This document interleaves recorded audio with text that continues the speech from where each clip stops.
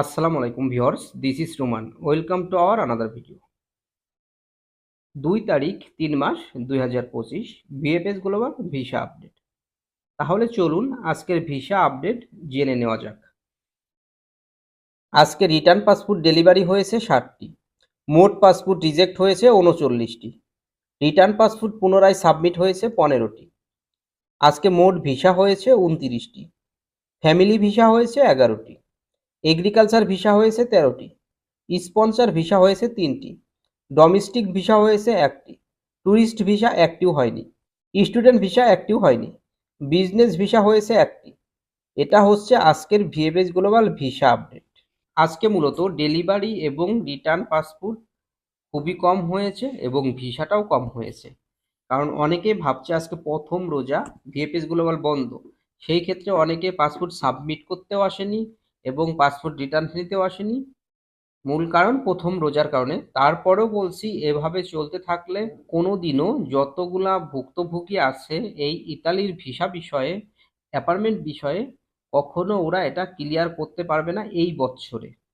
খুব সীমিত হারে ওরা ভিসা দিচ্ছে বা পাসপোর্ট কালেক্ট করছে। যারা ইতালি ভুক্তভোগী সবাই চায় একটি সমাধান, হোক রিজেক্ট বা হোক ভিসা। ভিসা হলে আলহামদুলিল্লাহ, ভিসা না হলে যদি রিজেক্ট হয় তবুও তারা যে দালালদের মাধ্যমে টাকা দিয়েছে তাদের কাছে টাকার দাবি করতে পারে। তো এইভাবে অল্প কিছু সংখ্যকের ভিসা আপডেট দেওয়া আমাদের নিজেদের কাছেও খারাপ লাগে। ওরা যেভাবে ভিসা দিচ্ছে একটি মানববন্ধন করা উচিত।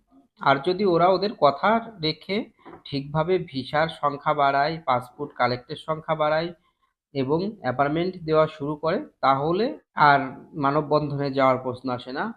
তো আপনারা কি মনে করেন, এভাবে ভিসা দিতে থাকলে ঈদের পরে কি মানববন্ধনে যাওয়া উচিত হবে কি না?